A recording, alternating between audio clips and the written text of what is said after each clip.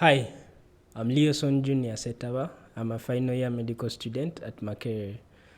You're welcome to MedScenarios, and today I'm talking to you about assisted partner notification. Don't let HIV go silent. Talk to your partner today. Under assisted partner notification, we are going to be discussing components, target population, partner notification methods, APN implementation, as well as the adverse events or challenges faced. What is APN? APN is a process in HIV care through which newly diagnosed HIV clients are interviewed and information from them about their partners is obtained, and these partners are contacted and offered HIV testing services. The process should be voluntary, should be confidential, should be client-centered and free for both the client and their partner. So we break APN down into 4 components. The first is medical care, partners, prevention and supportive services, as well as safer sex and harm reduction supplies. As a healthcare provider, you're in the HIV clinic and a patient walks in. They test positive for HIV. Your first steps are providing HIV counseling, of course, and linkage of this patient to HIV care services. But you have to ensure that your index client gives you their partner's information, contact them, and ensure that they receive HIV care services as well. After linking them to these care services, you have to ensure that there's continuity of the care. You have to ensure that there's treatment adherence, and in case their partner didn't test positive, provide preventive services as well for this partner.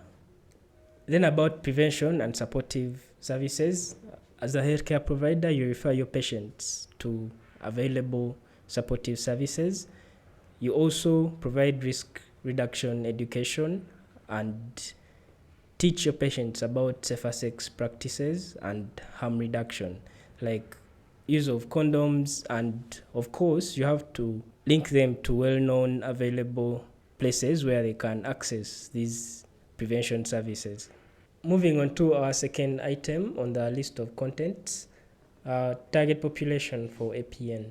We target individuals that are above 15 years of age, and under this group we look at individuals that have been newly diagnosed with HIV, and including those that have been on ART for less than 6 months. We also target people living with HIV and are on ART, but have identified risks like having new sexual partners, sharing needles as they use IV drugs, and those that have recent diagnosis of STIs. We target people that are on ART but have not achieved viral suppression yet, and particularly we look at people that have a viral load of greater than 200 copies per milliliter plasma and more than 400 copies on a dried blood spot. If an individual comes to you and they are below 15 years of age, adolescents, and they are sexually active and meet any of the above criteria, we target them for APN as well. Principles of APN, there are 5. First and foremost, APN is voluntary and non-coercive. Second, APN is confidential. Third, APN is patient-centered and focused. APN is comprehensive and integrative.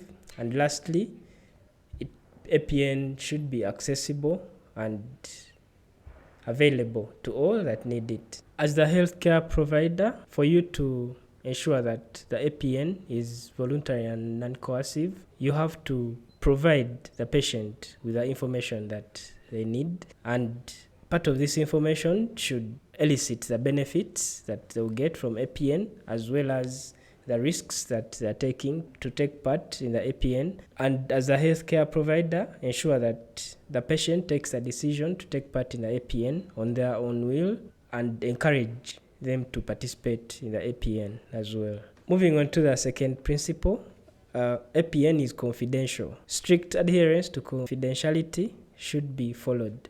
Assure the client that information they share with you will not be disclosed to any other person other than the patient and their partner. While providing APN, it is good to ensure that the services you're providing are client-centered and focused on the needs of the client and not your needs as the healthcare provider or your employer's needs. Ensure that there is comprehensive and integrative provision of APN services. The staff that provide this care should be part and parcel of the services that are integrated to the greatest extent possible for people living with HIV or even any other sexually transmitted diseases and their partners as well. APN staff should be available at all times for people who test positive for HIV and provide counseling to these patients when they test positive. APN services should be provided at a place that is convenient for the patient and a particular time that's convenient to the patient as well. While providing APN services, we follow methods. We have 4 methods: provider referral, client referral, contact referral, and dual referral.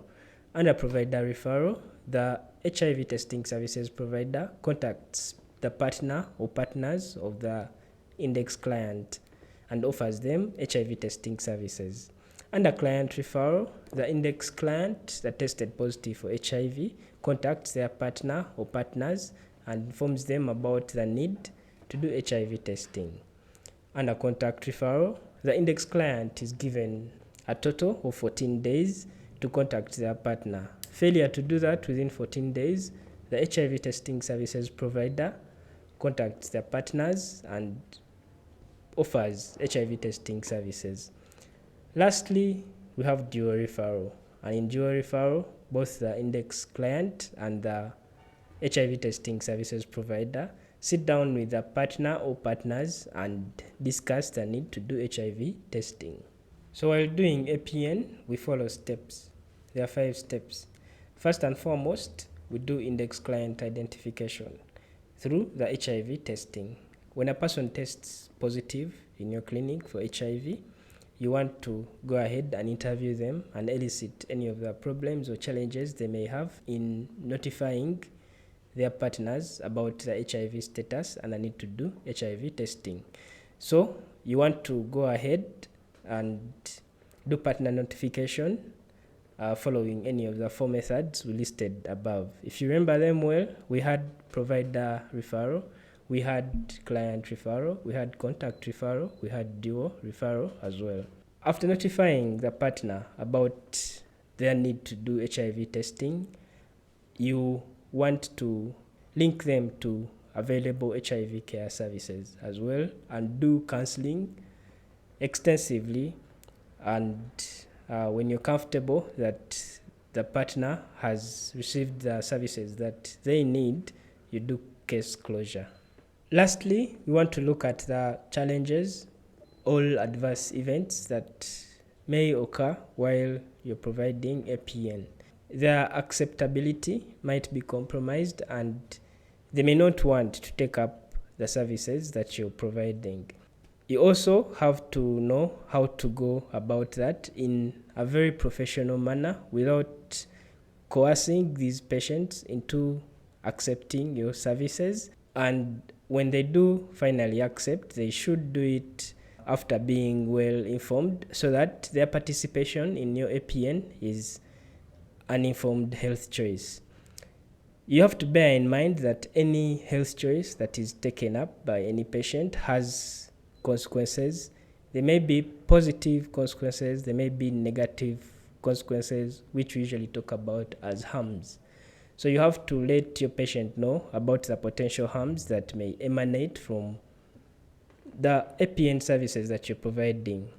What are some of these harms? They can be physical, they can be emotional, they can be financial, and in most cases, clients that may test positive for HIV might be in relationships. They might have solid relationships going on, they may be married, and once their partner is notified about the status of their partner, negative consequences on their relationships may result, and that will actually make the entire HIV care services that this patient may have to receive will be compromised.